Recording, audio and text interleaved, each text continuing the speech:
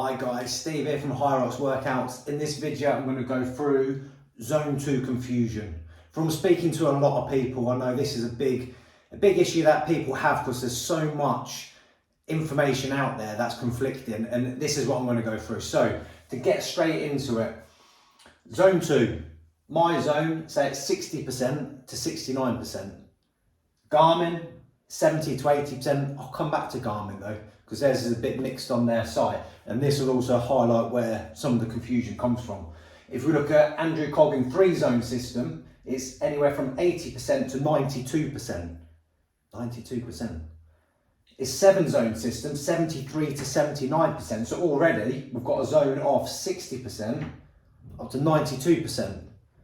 We haven't even looked at the others yet. So you can see how things get really confusing. Another one, Joel Jameson, brilliant. One of the top conditioning people there is. His cardiac output is roughly 64 to 80% of maximum heart rate, or keeping your heart rate below 150 beats per minute. Polar 60 to 70%. Then we've got loads of other information.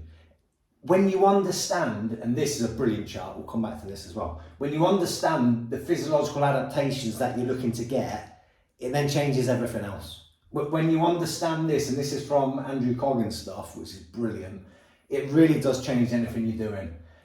One thing to point out on here, this table here, what this is in here for, the other thing that can add confusion to everything that you're doing is when somebody's saying do Zone 2 training, that's one thing that's going to be confusing to the different percentages. The other thing is going to be when they're talking about percentages of what. So we've got percentage of functional threshold power, percentage of heart rate reserve, percentage of heart rate max, percentage of your threshold heart rate. There's lots of different things that they can be talking about, and this is what I'm trying to get across in this video. You really need to understand what it is that they're talking about. So on here, if we go back to Garmin's, so 78 to 80%, this is taken from their site, from one of their ambassadors things. So Zone 1, 60 to 70%. Zone 5, 100 to 110%. Okay, 110% of maximum heart rate? No. Threshold heart rate? Okay, yeah, fine. So that's off your anaerobic threshold, taking those percentages. But then here it says 220 minus your age for working out what your heart rate is. That's what most people use to work out their maximum heart rate, not their threshold heart rate. And it's not the best way for working out your maximum heart rate. So straight away there's confusion. If you're looking at this, that's going to confuse you. If you then go on to this on Garmin, a little bit more to it, and this is where it starts to get interesting. So there's Zone 2, slightly deeper breathing, conversation possible. Remember this bit. There's Zone 3, moderate pace, more difficult, you can hold a conversation. This, we're getting a little bit to more what our Zone 2 is going to be. So if I go back to the very first one, spoke to Dave Wright, CEO and owner of Myzone, created it, saying I've got this brilliant idea for Hyrox. I can create these different zones based on what people want to train. It's going to be brilliant.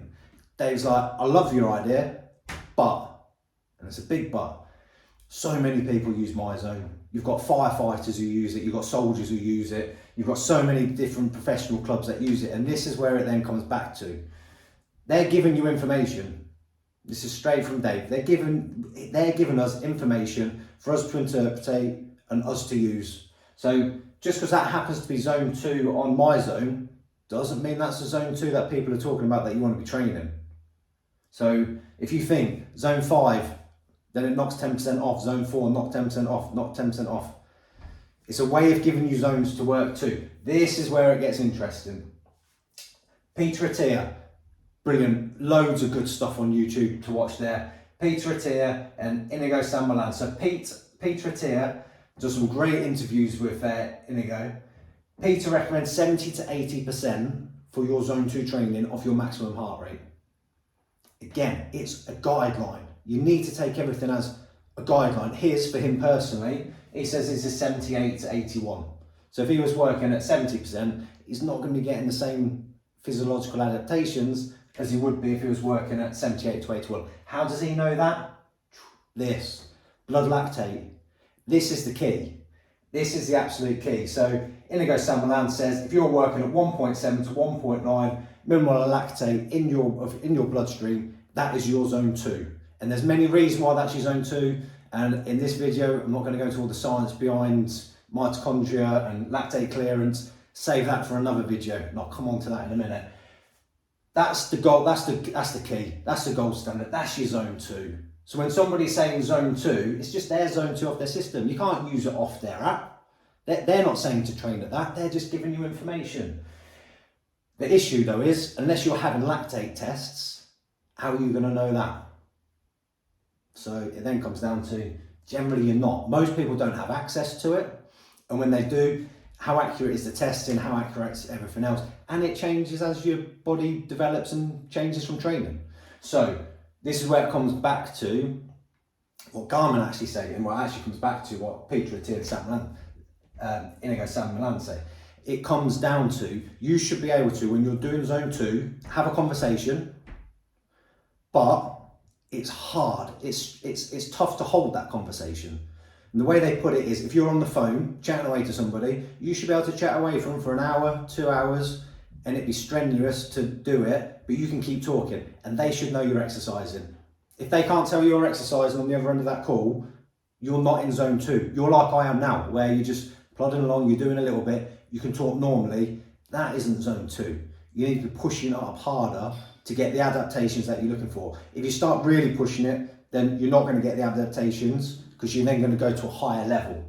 So this is why it gets confusing. This is how to make it simpler. Using that talk test. The physiological adaptations, save that for another video. We've gone through a little bit on there. We've gone through those training zones. This is another bit. What are you training for when you're doing zone 2? I'm just going to touch on this briefly. Is it a recovery run, or cycle, or training, or whatever it is, or are you trying to develop something? If you're trying to develop something, it's going to have to be quicker than this. Again, I see people training and they're taking it that easy. It's not zone 2 training. It's more recovery training, and it's got its time and its place. Would zone 3 be better? Again, it depends how you're classifying your zones. It depends what you're looking at with your zones. So what the real thing I'm trying to get across there is the confusion's out there, because what people are looking at isn't necessarily relevant to what they're doing. If you're watching a YouTube video and they're talking about cyclists, elite level cyclists, that's very different to an everyday trainer who's doing some exercise. Their lactate levels are a complete different ball game altogether. That's why I'm going to do one on elite athletes versus recreational trainers. These are the areas that I'm going to start to cover more in videos, going through things like, one, how to actually train for zone 2, goal of training for zone 2, duration of zone 2 training. That might change your mind on whether you're going to do zone 2 training. You'll get benefits from it after 75 minutes. You'll get even more benefits after training for 2 hours. There's a reason cyclists go out for 3-hour rides. If you're doing this for Hyrox, you're probably not a cyclist. You're probably going to want to do this running. And then it's now different. It's now when you're running and you're putting the pressure through your knees and all the other things with running, how much running can you actually do? Can you do a 3-hour run? Do you want to do a 3-hour run? This is why there's way more to it than just going, yeah, just do an hour's worth of zone 2 training throughout the week. It's going to come down to the time you've got to train and whether you want to do it, and your fitness, and loads of other stuff as well. But yeah, duration's really important. I'm going to go through energy systems, why you still need to train the other energy systems, which you definitely do, physiological adaptations, why lactate is your friend, or how to make lactate your friend. Lactate is one of the most powerful energy sources for your body, when your body can use it, and that is key. And that's why most people want to do zone 2 training, to develop the mitochondria. Again, not making this a bit sciencey now. Develop the mitochondria so you can use lactate for your advantage, rather than lactate with the hydrogen ions and everything else that's then going to cause you to need to stop. Fat max, type 2 fibres, important for oxygen, loads of other stuff that we're going to go through in other videos. But the key things I want you to take from this is, if you're just using your app or your heart rate strap or whatever to calculate your zone 2, you need to know what it's actually doing. If you're watching something and somebody's saying do zone 2 training, you need to know what they're talking about. You need to know who they're relating it to. And then the other thing is, if you're going to do zone 2 training, the easiest way to do it is that talk test. Can you hold a conversation? Is it tough to hold? And that is where you're going to go, this is my zone 2 level, and that's what you can stick to. And what you might find as well is, you can't actually do it running. You might have to walk on an incline. Running might put your heart rate too high and put you in a position where you can't continuously talk. So yeah, hope you found a load of information from this video, and look out for loads more videos to come from me.